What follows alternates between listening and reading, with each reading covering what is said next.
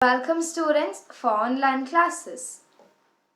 So today we'll study the chapters which is under the statistics part. So in the earlier chapter we had studied what was the chapter about? It was about the introduction of statistics. We studied what is economics, we studied why statistics is being used in economics. So today we'll study about the new chapter, that is chapter 2, collection of data.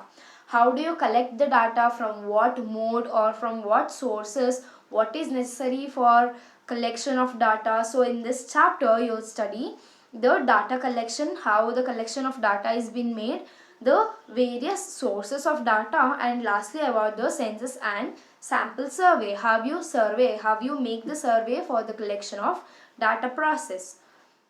So in this session we'll study about the data collection and sources of data. So before knowing data collection, how do you collect data, it is very much important for you to know what is data. Data, it is the information or facts which are capable of numerical expression is called data. So when I come to statistics, what is very much important, what is necessary, the major facts in the sense, for example, I'll give you a normal sense what data is. In normal sense I can tell receiving information or giving information, that is known as data. So when I come under statistics, what kind of information is available or what kind of information is necessary, the information must be of numerical expression.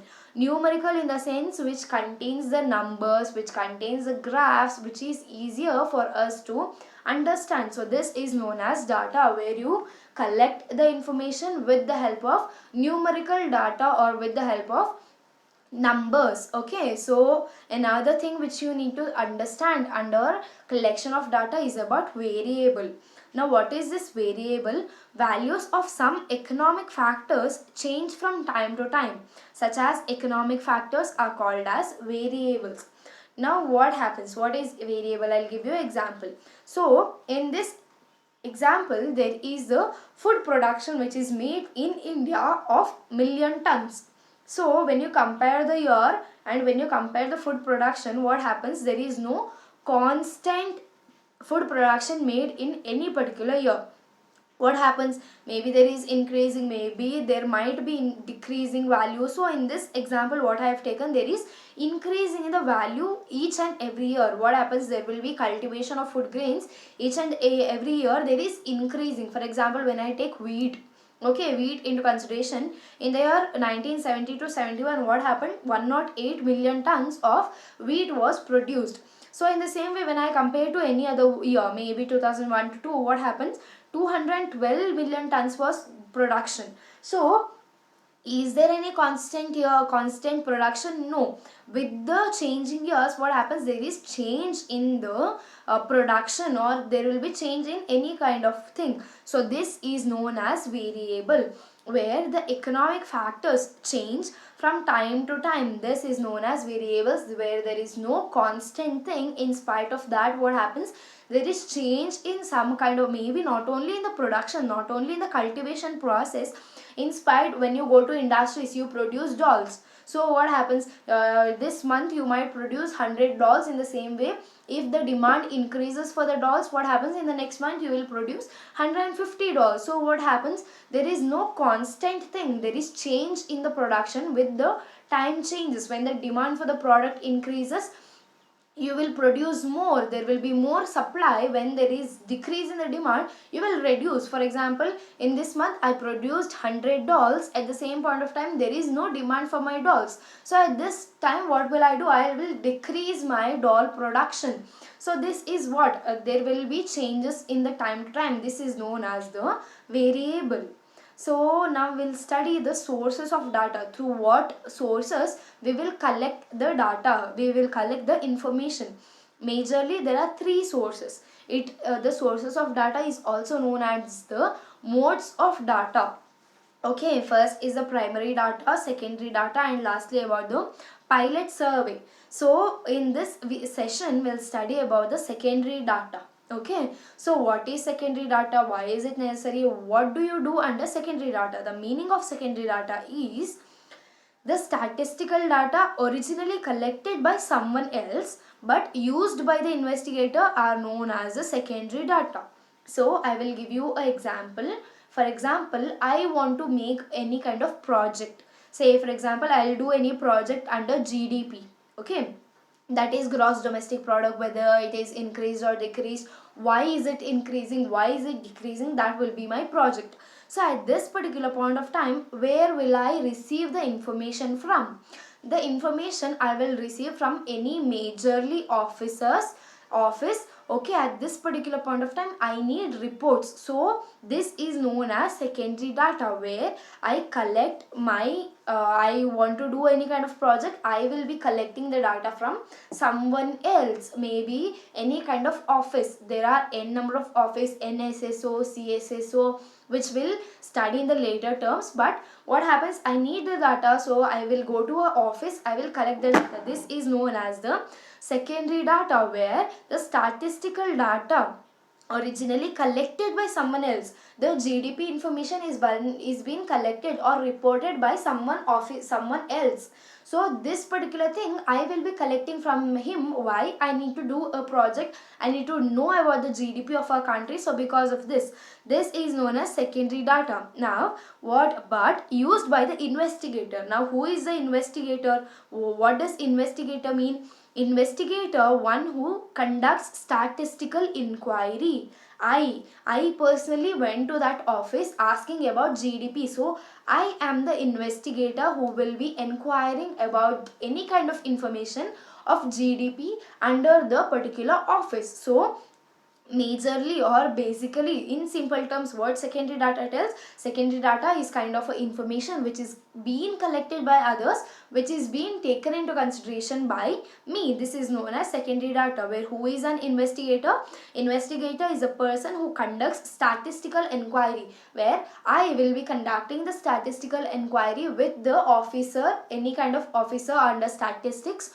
Why? I need to know about my project, what kind of project am I taking into consideration, to know about GDP, more about GDP. So that is the secondary data. Now what are the methods? These are the two methods where we take into consideration about the secondary data. First one is about published sources, second one is about the unpublished sources. So what is published source? Published source is about the source where several government and non-governmental organizations, departments collects statistical data and publish them in the weekly, monthly or yearly reports. Say for example, what happens? What is this about? Published source. A particular office, what will they do? They will collect the data from the various sources, from the various industries, from the various companies, whether to what their production is being made, what they are, to what extent there is demand for a product. All these things they will take in. Basically, what project have I taken? I have taken GDP. What is GDP? Gross domestic product. What is the meaning of GDP? GDP means to take into consideration the production of a whole year. Okay, that is my project about. So based on this project I will give you the examples. What published source is? What happens, the officer will take all the necessary information, maybe from the companies, maybe from the industries, maybe from his sources. So I will go to that officer and ask my information. So even in spite of that, what can I do? I can read journals, I can read magazines, I can go through newspaper. By doing all these things, what will I get? I will get the necessary information for my project. So this is known as published sources, where the officer will publish any kind of news. For example, there will be a 1% of hike in GDP. No, I will give a common example which is happening in today's scenario. There is corona everywhere. So because of this, we had a major lockdown. So at that particular point of time, what happened? The GDP had reduced drastically. Majorly 6 to 7% of the GDP was reduced. So that was the scenario. So when I take into consideration, I might read this in newspaper. The officials will put these things in the newspaper or any kind of magazines or any kind of journals, or even in the internet or even in the TV news. So at this particular point of time, what happens, this is known as published source, where the officers will publish in any one particular of mass communication which will be reaching me, where I will be doing the project on it. So this is about the published source. Now the next thing is about the unpublished source. What is it? The information from research institution, universities, research workers collect data, but they normally do not publish the data. If these papers are used by others for their purpose, then it becomes unpublished source of data. I will give you an example. For example, I will be doing my study process. I am studying in any kind of university. I will take Mangalore University. So there are n number of people who are doing their PhDs, who are presenting the papers. I will go to the PhD. So what will they do? They will search many things about that, so that they get a philosophy degree. Okay, so at this particular point of time, what will they do? They will search many things. They will go to many persons to collect the various data for their project, for their philosophy degree. So at this particular point of time, at some point of time, they might think that it is not useful for my project, this kind of information, or my project is going wrong, so I will stop my project. Or because of the family background also, they might stop their project. So at this particular point of time, they have not published their project to the authorities. So this is known as unpublished data or unpublished source, where with the help of all these sources, the person who was doing PhD has collected various things from the various sources. So I will go to any kind of library, I will search things, or I want to know about GDP. So at this particular point of time, I will take his book and read the things. So I will get to know the more things about GDP. So this is known as unpublished source, where what happens, I will read you the definition. The information from the research institution, universities, research workers. What the research worker had done, he had collected the data, but because of his problems, he didn't publish the data to the authorities. So this becomes the unpublished sources. So later, what will I do? If these papers in the sense, the papers which he didn't publish to the authorities is being used by others in the sense, I will go and use that particular source. So for my particular purpose, then it becomes the unpublished source of data. This is known as unpublished source, and these are the two major methods of the secondary data. First is published source, second one is the unpublished source. So the assignment for today is, what is a variable, who is an investigator, what is secondary source of data, explain its methods. Thank you, students.